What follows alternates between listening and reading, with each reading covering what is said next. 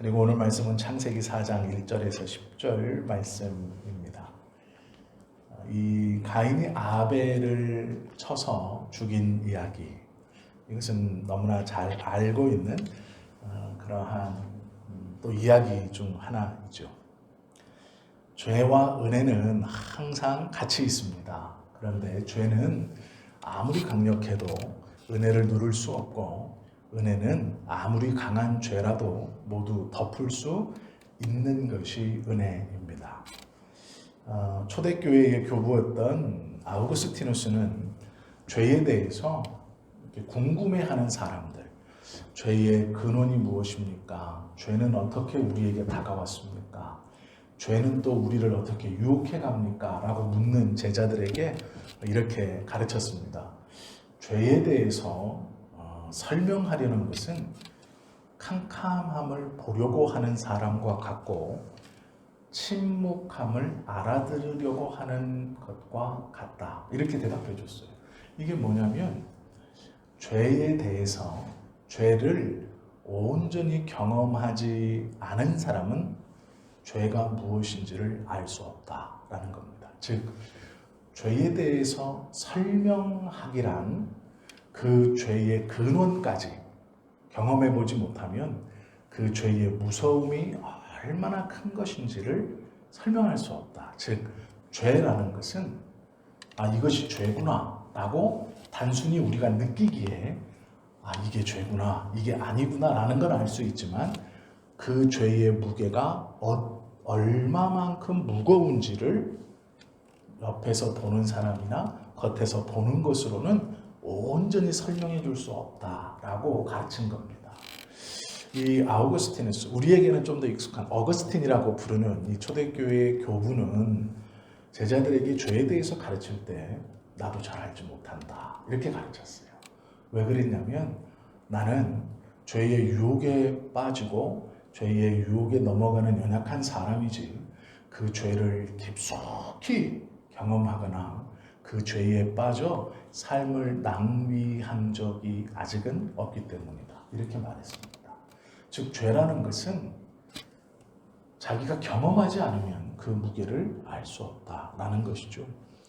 그러면 이제 우리가 이런 생각들을 하게 되죠. 죄에 대해서 그럼 다 경험해 봐야 아는 겁니까? 라고 물을 수 있죠. 오늘 본문의 설명을 들으시면 이 원죄가 얼마나 무거운 것인지, 또 특별히 원죄뿐 아니라 죄에 대해서 성경이 어떻게 설명하고 있는지를 좀 간접 경험으로 잘 알 수 있습니다.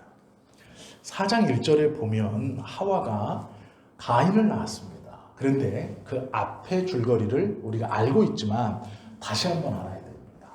왜 알아야 되냐면, 지금 하와가 가인을 낳고 하는 고백 때문에 앞에 일이 중요한 겁니다. 제가 다 알고 계시지만 설명을 좀 드릴게요.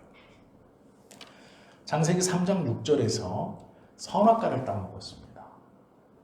그런데 하나님께서 그 선악과를 따먹은 직후에 아담을 부르십니다. 그리고 아담에게 묻습니다.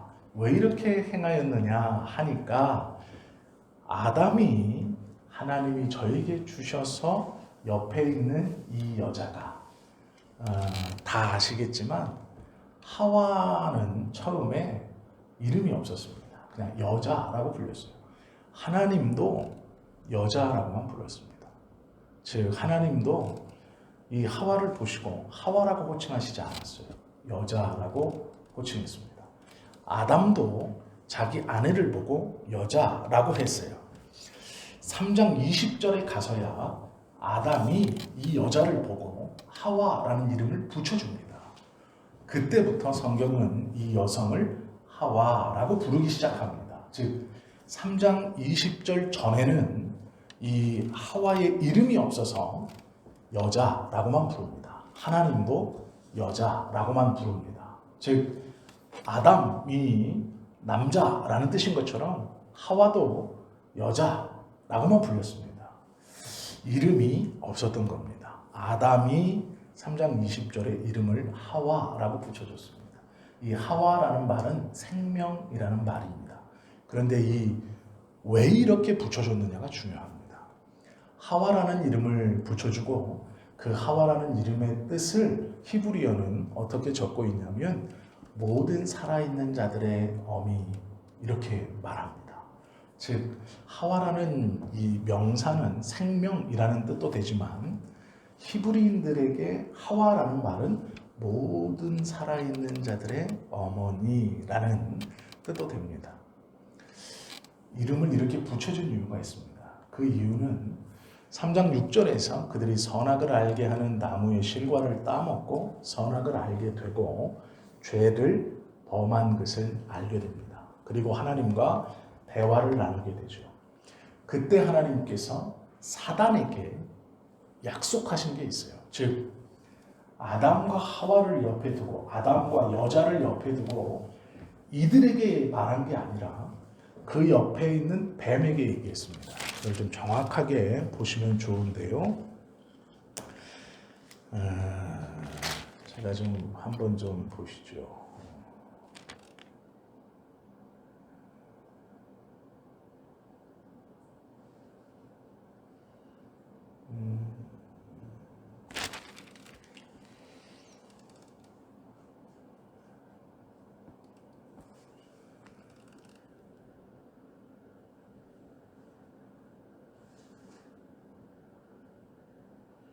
삼 3장 14절부터 시작입니다. 3장 창세기 3장 14절부터 보시면 제가 읽어드리겠습니다. 여호와 하나님이 뱀에게 이르시되 내가 이렇게 하였으니 내가 모든 가축과 들의 모든 짐승보다 더욱 저주를 받아 배로 다니고 살아있는 동안 흙을 먹을지니라. 15절부터가 이 중요한 말씀인데요. 한번 보세요. 내가 너로, 여기서 말하는 너가 누굴까요? 뱀입니다. 하와, 아담과 하와를 일컫던 뱀이에요. 즉 이 말씀은 뱀에게 하시는 말씀입니다. 내가 너로 여자와 원수가 되게 하고 내 후손도 여자의 후손과 원수가 되게 하리니 여자의 후손은 내 머리를 상하게 할 것이요 너는 그의 발꿈치를 상하게 할 것이니라 하시고 또 여자에게 이르시되, 자 여기서 보시면 순서를 가만히 보시면 이렇게 되는 겁니다. 선악을 알게 하는 나무를 먹고 지금 하나님이 아담을 찾았습니다. 그래서 나무 뒤에 숨어있는 아담이 나와 이야기를 하고 하나님께서 책임을 물으시죠. 그런데 누구에게 먼저 물으셨냐면 아담에게 물었어요. 즉 아담에게 책임을 물을 때 이 아담에게 물었는데 아담이 이걸 누구에게 얘기합니까? 여자에게 얘기해요. 그리고 여자는 누구에게 얘기해요? 뱀에게 얘기하죠. 하나님이 지금 누구에게 얘기합니까? 뱀에게 얘기하고 있어요. 자, 이렇게 보시면 하나님께서 약속을 선언하실 때 우리는 아담과 하와에게 예수님에 대한 구원의 복음을 선언하셨다고 생각하지만 아닙니다. 뱀에게 먼저 준 거예요. 뱀에게. 즉, 이 죄의 책임을 누구에게 물으셨느냐? 뱀한테 물은 거예요. 그러니까 이게 하나님의 사랑입니다. 사람이 선악을 알게 하는 나무를 교만해서 따먹었음에도 하나님이요 뱀에게 주고 마세요. 그리고 그 뱀에게 뭐라 그러냐면 너는 망할 것이다. 어떻게 망하냐면 여자의 후손이 너의 머리를 밟아 너를 죽일 것이다. 이렇게 말해요. 그리고 정확한 단어는 너의 후손도 이렇게 말합니다. 뱀은 자녀가 없어요. 사단이 자녀가 있을까요? 없죠. 그러나 성경을 보시면 너의 후손도 여자의 후손과 원수가 되게 한다. 이렇게 말해요. 즉 너도 여자의 후손 이렇게 말하고 안 하고요. 내 후손 이렇게 말합니다. 즉 사단의 후손이라고 말씀하시는 본문이 있어요. 이건 나중에 제가 난해 구절을 한번 설명해 드릴 때 쭉 한번 설명해 드릴게요. 무슨 얘기인지. 자, 그런데 오늘은요. 이 죄에 대해서 알아보시는데 하나님께서 이것을 누구에게 말하냐면 아담과 하와가 옆에 있고 같이 있고 그 상태에서 지금 뱀에게 뭐라고 그러시냐면 여자의 후손이면 누굽니까?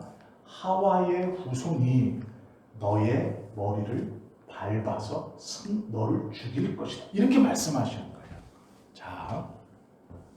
그렇게 하고 나서 이 약속을, 이 말씀을 아담이 옆에서 듣고 하와에게 뭐라 그러냐면 생명이라는 이름을 붙여줘요.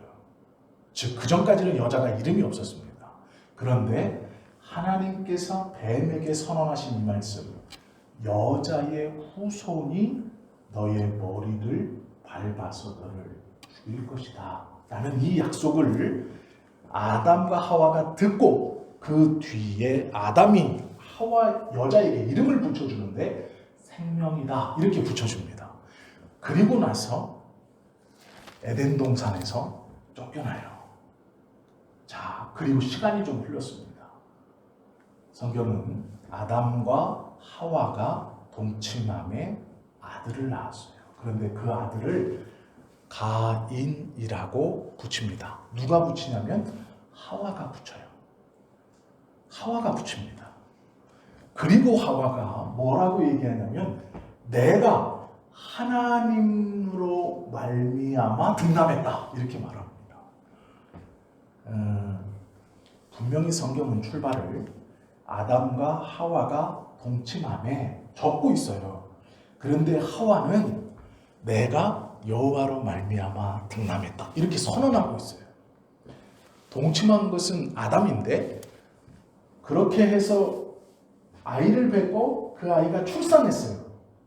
그런데 하나님으로 말미암아 등남했다 이렇게 말하고 이름을 가인이라고 붙여줍니다. 아담과 하와는요, 이 가인 동침하여 난 첫째 아들이 누구라고 생각했을까요? 뱀의 머리를 밟아서 죽일 아들로 본 거예요. 그래서 하와는요, 이 가인을 낳았을 때 기뻐하면서 내가 하나님으로 말미암아 등남했다라고 선언한 겁니다. 이해가 되시죠? 왜 그러냐면 얼마 전에 하나님께서 약속을 주셨어요. 자기가 듣는 데서 분명히 들었거든요. 뭐라고 들었냐면 그 자기를 꼬셨던 뱀에게 하나님이 직접 약속했어요. 여자의 후손이 내 머리를 밟아서 너를 죽일 것이다. 이렇게 말했어요.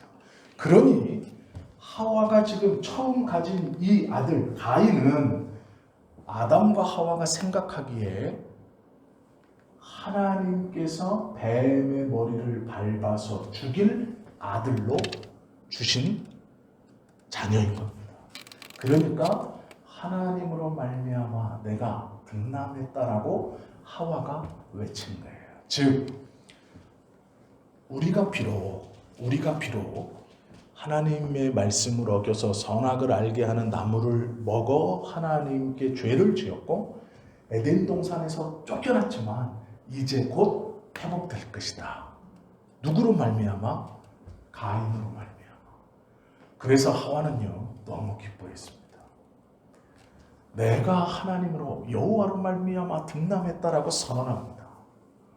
이제 곧 이 하나님의 징벌이 끝난다라는 거예요. 그렇게 기대했습니다. 그리고 시간이 얼마 흘렀습니다. 그 다음에 너무도 감사하게 아벨을 낳았어요. 두 번째 아들인 아벨이 태어났습니다. 한번 보십시오. 4장 1절 아담이 그의 아내 하와와 동침하매 하와가 임신하여 가인을 낳고 이르되 내가 여호와로 말미암아 등남하였다 하니라 라고 말씀하고 있어요. 가인이라는 말 자체가요 선물로 받았다 이런 뜻입니다. 누가 줬다고 생각하시는 거예요? 하나님이 주셨다라고 믿었어요. 그리고 2절 보십시오.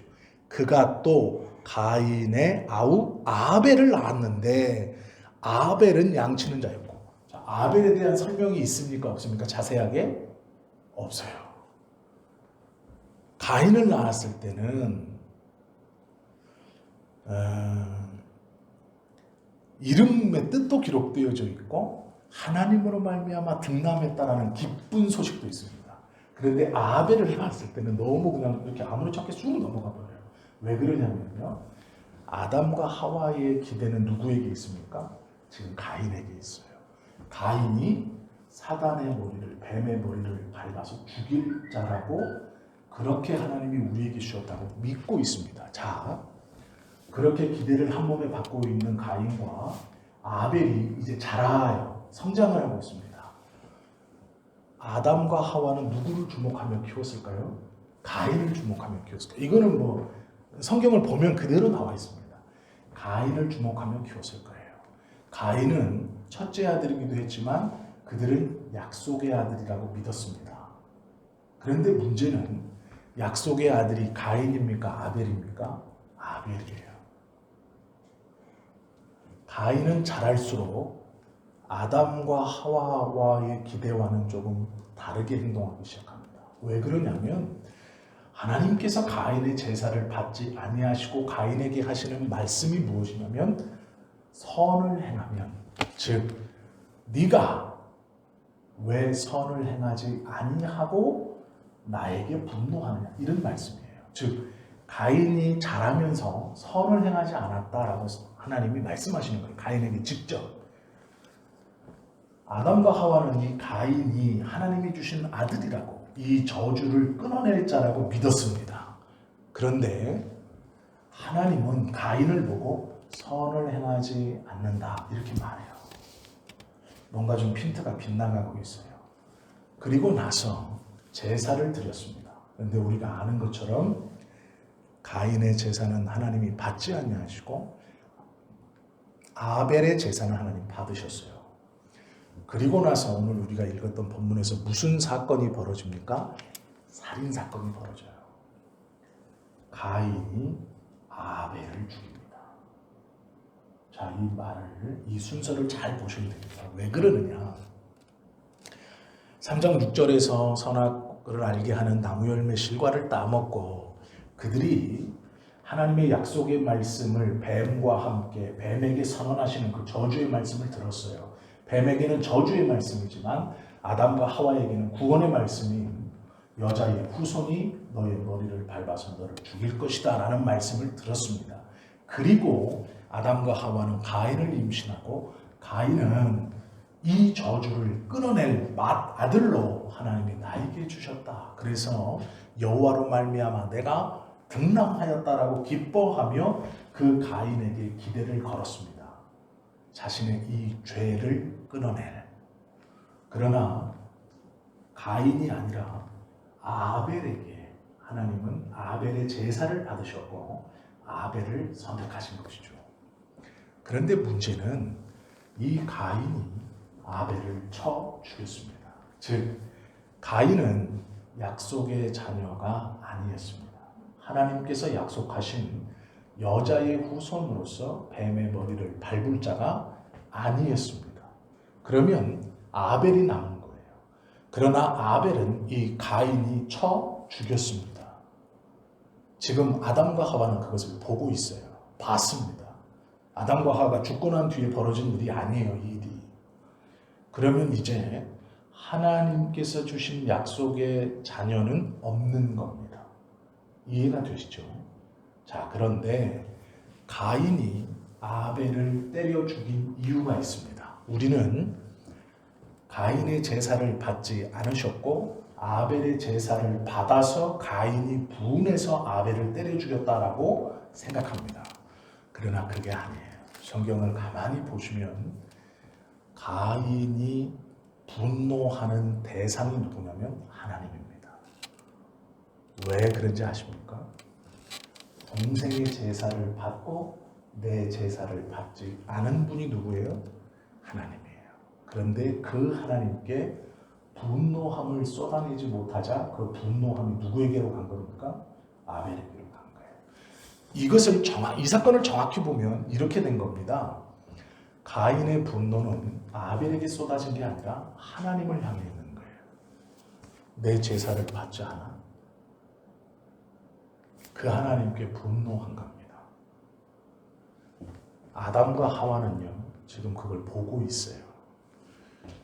약속의 자녀라고 믿었던 가인, 이 저주, 이 죄를 끊어낼 거라고 믿었던 그 아들이 자신의 동생, 친동생을 죽이며 하나님을 대적하는 모습을 지금 아담과 하와가 보고 있습니다. 이때 아담과 하와는 느꼈습니다. 뭘 느꼈을까요? 죄의 무게를 느낀 겁니다. 이것이 죄의 무게예요. 단순히 내가 선악을 알게 하는 나무의 실과를 따먹었다라는 것에서 끝나는 게 아니라 내가 하나님의 말씀을 거역함에 대한 죄가 무엇인가?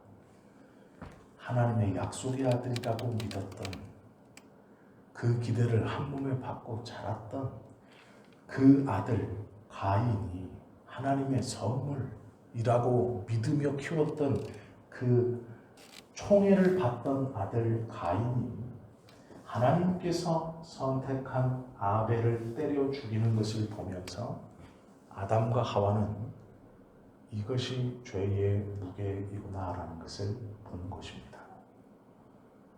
죄의 무게, 죄의 영향력이 무엇이냐? 단순히 친형이 친동생을 때려 죽이는 것뿐 아니라 하나님을 대적하는 것. 이것이 죄의 무게라는 것은 아담이 하와가 이 가인이 아벨을 때려 죽이는 것을 보면서 죄의 무게를 안 거예요. 경험한 겁니다. 즉 이때야 비로소 아담과 하와는 죄의 무게가 어떠한 것인지를 깨달았을 겁니다. 자신들이 너무나도 쉽게 생각했던 가인이 이것을 끝내주겠지라고 아담과 하와는 생각했을 거예요. 죄라는 것을 내 바로 대해서 끝낼 수 있을 것이다. 이렇게 믿고 있었을 겁니다. 아담과 하와는. 그러나 가인을 통해서 아담과 하와가 보게 되는 것은 죄의 무게입니다. 죄의 영향력이에요.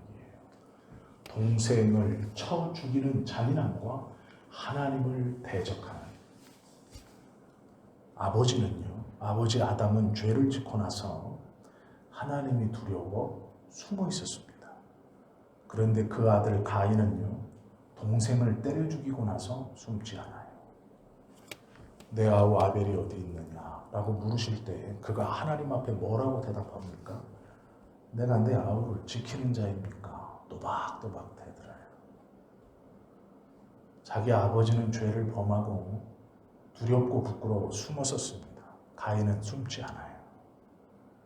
오히려 내가 내 아우를 지키는 자입니까? 라고 하나님께 정면으로 대듭니다. 정면으로 대들었다는 얘기는 아벨이 미워서 죽인 게 아니에요. 당신이 내 제사를 받지 않았기로 내가 내 아우를 때려 죽였습니다. 라고 지금 말하는 거예요. 그러니 왜 내 제사를 받지 않으십니까? 라고 말하는 거예요. 이것이 죄의 무게입니다. 아담과 하와는 이렇게 말하고 하나님 앞에 죄인된 몸으로 이렇게 당당한 가인을 보았습니다. 그때에 그들은 죄의 무게가 얼마나 무거운 것인가를 느낀 것이죠. 그리고 그들은 더 이상 자기들에게 소망이 없음을 깨달았습니다. 무슨 얘기냐면 자신들은 가인이 자신들을 꼬드겨 하나님 앞에 범죄하게 했던 뱀의 머리를 밟아 이것을 회복시켜 줄 자라고 믿었습니다. 그러나 가인은 오히려 하나님을 대적하고 있고, 그렇다면 뱀의 머리를 밟아 이겨 자신들의 이 죄를 대속하고 회복시켜 줄 아벨이 있어야 함에도 가인이 오히려 그 아벨을 때려 죽여 이 땅 가운데 존재하지 못하게 만들었습니다. 즉 아담과 하와는 이 살인이 벌어진 순간 죄의 무게와 함께, 죄의 두려움과 함께 무엇을 느꼈느냐? 자신들이 품었던 이 죄악을 속량시켜줄 소망함이 끊어졌다는 것을 깨닫게 된 것이죠. 이것은 절망입니다. 내 후손이 이제 없는 거예요. 후손은 있죠. 가인이 있습니다. 그러나 가인은 태어날 때에 품었던 그 기대대로, 그 바램대로 살아가지 않습니다. 오히려 동생을 쳐 죽이는 죄를 범했을 뿐 아니라 하나님을 대적하고 그 앞에서 고개를 들고 있어요. 아담과 하와에게는 더 이상 소망이 없습니다. 이 죄를 해결할 수 있는 자신의 후손이 이 땅에 남아있지 않아요. 지금 이해가 되셨죠? 이것이 아담과 하와가 처한 상황이고 아담과 하와가 가인의 살인을 보면서 느꼈던 죄의 무게와 죄의 두려움입니다. 그리고 이렇게 형제를 때려 죽이는 잔혹한 뿐 아니라 하나님을 정면으로 대적하고도 고개를 들고 빳빳이 하나님 앞에 서 있을 수 있는 그 죄에 대한 담대함, 그것이 우리들에게까지 왔다라고 성경은 말씀하고 있어요. 즉 우리는 죄인이면서도 부끄러워 숨거나 하나님을 두려워하지 않고 오히려 그 앞에 고개를 빳빳이 들고 하나님을 마주 대적하고 있는 자라는 것입니다. 그것이 우리였다고 말씀하는 거예요. 아담은 기대했습니다. 그러나 아담이 그 기대한 가인의 행동을 보면서 깨달은 것은 인간의 전적 부패입니다. 나의 모든 소망을 품고 자라야 했던 가인이 오히려 그 소망을 산산이 부숴버립니다. 그리고 마주서 고개를 들고 하나님께 대적하는 모습을 보면서 가인에게 품었던 아담과 하와가 품었던 그 소망은 다 깨져버린 겁니다. 이것이 헤어나올 수 없는 죄악의 무게입니다. 이것이 비참함입니다. 로마서 5장 12절은 그러므로 한 사람으로 말미암아 죄가 세상에 들어오고 죄로 말미암아 사망이 들어왔나니 이와 같이 모든 사람이 죄를 지었으므로 사망이 모든 사람에게 이르렀느니라 라고 기록하고 있습니다. 한 사람으로 말미암아, 즉 아담으로 말미암아 들어온 이 죄가 가인 바로 한 대, 여러 대도 아니고 바로 한 대를 내려가서 하나님께서 약속으로 나에게 주신 여호와와 함께 등남하여 내가 선물로 얻었다라고 기대하며 소망을 품었던 그 가인의 때에 이르러서 형제를 죽이고 하나님을 대적하는 죄의 영향력을 눈으로 본 것입니다. 그리고 아담이 품었던 소망함이 아무것도 아니라는 것을 깨닫게 되면서 우리가 하나님 앞에 품고 있는 우리의 어떠한 것, 내 어떤 공로나 내 기대나 내 생각으로 주님과 하나님과 화해할 수 있다, 이 죄의 문제를 해결할 수 있다고 생각하는 것이 아무것도 아니라는 것을 빨리 깨달으라고 우리에게 말씀해 주시는 것이 창세기 3장과 4장입니다. 우리가 품은 계획, 생각, 아담이 품었던 계획과 생각과 선언은 그 죄를 해결함에 있어서 아무런 도움도 되지 못했습니다. 오히려 그렇게 품었던 그 가인이 자신의 죄의 무게를 철저하게 드러내고 그 죄의 무서움이 무엇인가를 보여줍니다. 그리고 그 소망을 품었던 가인으로 말미암아 완전한 무너짐을 경험하게 됩니다. 그것이 아담과 하와가 약속을 붙들었지만 자신의 생각으로 품었던 소망, 그것이 얼마나 허망한가를 성경은 우리에게 보여주고 있죠. 그 다음에 한 아이가 태어납니다. 그 아이의 이름이 셋입니다. 우리는 다 알죠. 가인, 아벨, 셋. 참 재밌게도 한국말로 셋째라고 하는 세 번째 단어와 이 셋이라는 말은 소리가 똑같기 때문에 기억하기도 쉽습니다. 셋, 이 셋이 태어납니다. 그때에 이렇게 외칩니다. 4장 25절 말씀을 보십시오. 창세기 4장 25절 말씀 제가 읽어드리겠습니다. 아담이 다시 자기 아내와 동침함에 그가 아들을 낳아 그의 이름을 셋이라 하였으니 이는 하나님이 내게 가인이 죽인 아벨 대신에 다른 씨를 주셨다 함이며 이렇게 말합니다. 원래 아담은 하나님과의 관계를 회복시켜 줄 자로 누구에게 소망을 품고 있었습니까? 가인에게 소망을 품었었어요. 그런데 가인이 아닌 하나님의 선택은 누구였습니까? 아벨이었어요. 그러나 소망을 품었던 가인이 아벨을 쳐 죽이고 이 화해할 수 있는 아벨을 없애버렸습니다. 그리고 가인은 하나님을 대적했습니다. 아무런 소망이 없는 거예요. 그런데 다시 이들에게 하나님께서 주신 소망이 생겼습니다. 그게 누구냐면 셋입니다. 세 번째 아들이 태어났어요. 그때 아담이 뭐라고 외치냐면 가인 대신이라고 말하지 않고 아벨 대신이라고 말합니다. 이게 중요한 거예요. 가인은 처음에 하나님과의 어그러진 관계를 회복시켜 줄 자로 누구를 생각하고 있었어요? 가인이라고 생각했습니다. 아담은. 그래서 그렇게 기뻐했어요. 그런데 가인, 자기가 기대를 걸었던 가인이 아벨을 때려 죽이는 것을 보면서 가인이 아니라는 것을 알게 됩니다. 죄의 무게가 어떠하다는 것을 철저히 깨달은 거예요. 그리고 나서 자신의 계획과 생각으로는 이것을 이루어갈 수 없다는, 소망이 없다는 절망을 느끼게 됩니다.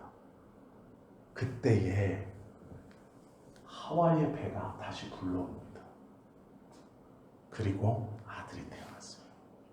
그 아들의 이름을 셋이라고 짓고 아담은 선언하기를 가인이 죽인 아벨 대신 새로운 씨를 내게 주셨다. 이렇게 말합니다. 자, 이 말은 뭐냐면요. 4장 말미에 아담은 내가 기대를 품었던 가인이 하나님과의 관계의 회복을 할 수 있을 아니구나 알게 됐고, 오로지 하나님이 주신 것이 아니면 하나님과의 관계가 회복될 수 없구나라는 것을 안 거예요. 그래서 셋을 받았을 때 그가 내가 하나님을 대적한 가인 대신 새로운 씨를 주셨다라고 선언하지 않고 아벨 대신 새로운 씨를 주셨다 이렇게 선언한 거예요. 이제 이해가 되시죠? 아담이 깨졌기 때문에 그랬습니다. 우리로 말하면 이제 깨지는 거예요. 그 다음에 성경은요 놀라운 말씀을 해요. 뭐라 그러냐면 이 셋이 태어났습니다. 그리고 나서 아담이 뭐라고 선언하냐면 가인이 죽인 아벨 대신 새로운 씨를 주셨다. 즉 가인과 이것은 다른 씨라는 거예요. 아니 아버지가 아담이고 어머니는 여전히 하와. 그런데 어떻게 다른 씨예요? 이게 이해가 되세요? 이게 말이 안 되는 거예요. 같은 씨죠. 아버지하고 어머니가 똑같은데 어떻게 다른 씨예요? 아니죠. 가인은 자기가 생각했지만 하나님을 대적하는 자가 되어버렸고, 셋은 하나님께서 주신 씨라는 거예요. 어떠한 것으로? 하나님과의 관계를 회복시켜줄 자로. 즉 가인은 아담이 품었던 희망이에요. 그런데 그것이 희망이 되지 못했습니다. 오히려 절망을 안겨줬어요. 그럼 아벨이 희망이 되어야 하는데 이 가인이 아벨을 죽임으로 철저한 절망을 자기에게 준 거예요. 그리고 나서 셋이 태어났습니다. 그 절망 중에 셋이라는 아들이 태어났어요. 그리고 아담은 선언하기를 다른 씨라고 말한 거예요. 다른 씨. 여자의 진짜 후손. 내 기대가 아니라 하나님이 주신 다른 씨. 인간 아담, 내 씨로 내 가문을 이을 자가 아니라 하나님이 주신 씨라고 선언한 겁니다. 그런데 성경은요, 이 선언에 합당하게 기록해주고 있어요. 어떻게 하나님이 기록해 주시느냐? 이렇게 말하죠. 아담이 다시 자기 아내와 동침하며 그가 아들을 낳아 그의 이름을 셋이라 하였으니 이는 하나님이 내게 가인이 죽인 아벨 대신 다른 짓을 주셨다 함이며. 그 밑에 구절 보세요. 셋도 아들을 낳고 그의 이름을 에노스라 하였으며 그때의 사람들이 비로소 여호와의 이름을 어떻게 했다고요? 불렀더라. 이 말은 예배했더라라는 뜻이에요. 이 예배했더라는 말의 뜻이 얼마나 놀라운 뜻이냐면요, 예배를 받으셨더라라는 단어와 똑같습니다. 즉 뭐냐면, 셋, 아담이 소망을 품었던 건 가인이지만 하나님이 주신 셋, 하나님이 주신 새로운 씨입니다. 그 셋의 아들 에노스가 태어나서 제사를 드릴 때, 하나님께 예배를 드릴 때 하나님이 받으셨다라고 성경은 말씀하고 있어요. 그러면 뱀의 머리를 밟아 뱀을 이길 여자의 후손의 계보가 어떻게 이어질까요? 아담, 셋, 에노스, 이렇게 가는 것이죠. 즉 그들이 가인을 통해 희망을 걸었고, 가인의 살인으로 말미암아 죄의 무게를 철저히 느끼고 아무런 희망이 없는 끊어진 상태에서 하나님께서 선물로 주신 그 아들 셋, 그리고 그 셋의 아들 에노스 때에 하나님이 비로소 예배를 다시 받으신 거예요. 이것은 아직 아담이 살아 있습니다.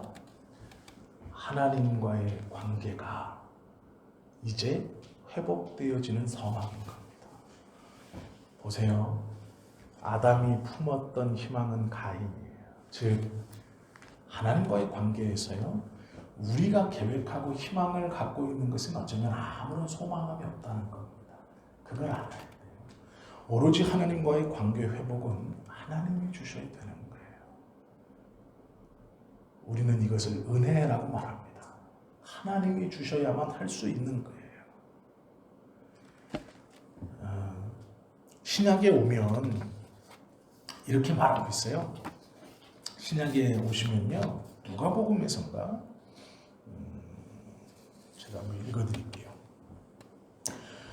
로마서 5장 19절 말씀에 보면, 한 사람의 순종치 아니함으로 많은 사람이 죄인된 것 같이 한 사람의 순종하심으로 많은 사람이 의인이 되었더라, 이렇게 말하고 있거든요. 이것은 예수님에 대해서 말씀하시는 것이고요. 로마서 5장 17절도 똑같습니다. 한 사람의 범죄로 인하여 사망이 그 한 사람으로 말미암아 왕노릇하였은즉 더욱 은혜와 의의 선물을 넘치게 받는 자들이 한 분 예수 그리스도로 말미암아 생명 안에서 왕노릇하리로다, 이렇게 말씀하고 있죠. 창세기 3장에서 시작된 하나님의 은혜, 그리고 회복이 어떻게 우리에게 전달되어지고 우리가 품고 있는 것과 하나님이 계획하시는 것이 얼마나 다른가, 그것을 우리가 좀 알 수 있어요.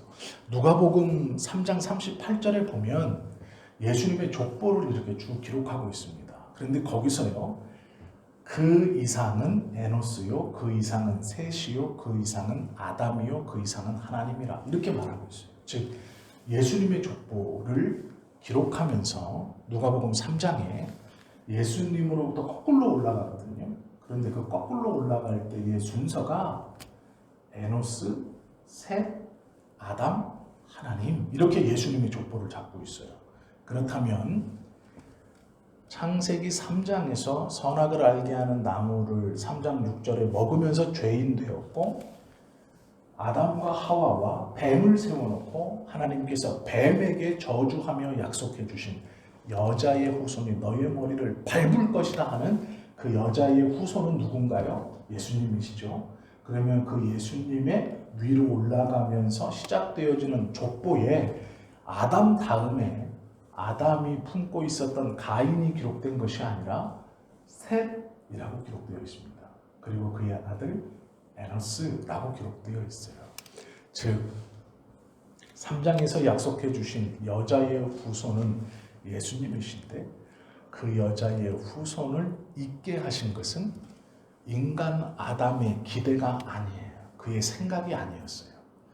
하나님의 은혜였다라는 겁니다. 그래서 셋, 에노스라고 출발하는 거예요. 이것이 우리가 창세기를 가만히 보면서 하나님께서 우리에게 깨닫게 해주시는 하나님의 구원의 은혜는 하나님의 선물이지 아담의 계획이나 사람의 계획으로 이루어지지 않는다는 것입니다. 이것이 원죄와 이 원죄를 받아들이고 또 이 원죄를 해결시켜 주시는 하나님의 은혜의 방법 중 앞에 있는 것을 바르게 본 것입니다. 즉, 이 죄를 해결시켜 주시는 것은 우리의 고행이나 노력이 아니라 하나님의 은혜입니다. 아담은 가인이 태어났을 때 기뻤습니다. 기대했어요. 이 가인이 그 하나님의 약속의 후손이라고 믿어서 의심하지 않았어요. 그러나 그 본인 스스로 가졌던 그 꿈과 희망은 천천히 깨집니다. 아니, 품었던 그 꿈과 희망을 가졌던 가인 때문에 죄의 무게와 죄의 철저함과 두려움을 더 잘 깨닫게 됩니다. 더 큰 절망을 안겨줘요. 하나님께서 주신 약속의 씨앗인 출발이라고 볼 수 있는 아벨을 때려 죽임으로 절망을 가져다 줍니다. 그때 하나님께서 선물처럼 셋을 주시고 에노스를 통하여 이제 비로소 예배를 받으시고 관계가 회복되어져 감의 출발을 보이시는 거예요. 우리가 꼭 기억하셔야 될 것은요, 하나님의 은혜는 우리의 생각이나 어떠한 것에서 훨씬 더 초월하시고 벗어난다는 겁니다. 우리는 이러한 계획을 가지고 하나님 앞에 이렇게 하면 되겠지. 아니요. 주님 앞에 나아가면 하나님이 주시지 않으면 나갈 수 없어요. 하나님이 하게 하시지 않으면 그 어떠한 것도 소용이 없습니다. 오늘 짧게 보았던 이 원죄의 죄의 두 번째 시간을 통해서 꼭 우리가 알아야 할 것은 생명이 왕노릇하게 하시는 진리, 그것은 하나님의 일방적 은혜를 인정할 때 우리 안에 시작되어지는 겁니다. 우리는 이미 이 놀라운 은혜를 받았습니다. 그래서 하나님의 교회를 섬길 수 있는 자격을 얻게 됐고 또 직분을 다 받았습니다. 그래서 우리가 지금 보시는 이 이야기는 내가 그 은혜를 오늘 받았구나가 아니라 이미 받았구나라는 것을 깨닫게 하시는 말씀이에요. 그래서 오늘 내가 그 은혜를 받아야지가 아니에요. 이미 이 은혜를 내가 받았구나. 그런데 모르고 있었구나. 이 하나님의 말씀을 우리는 벌써 붙들고 살았어야 하는데 잊어버렸던 것이죠. 그래서 오늘 짧게 우리가 말씀을 나누실 때에 우리가 좀 기억해야 할 것은 나는 이 은혜를 이미 받았구나. 이미 누리고 살고 있었구나. 내가 하나님의 말씀에 집중치 못하여 깨닫지 못하고 있었을 뿐이구나. 이제 깨달았으니 이미 받은 이 은혜를 붙들어 누리고 살면 되는 겁니다. 하나님께서 나에게 주시는 것은 은혜로구나.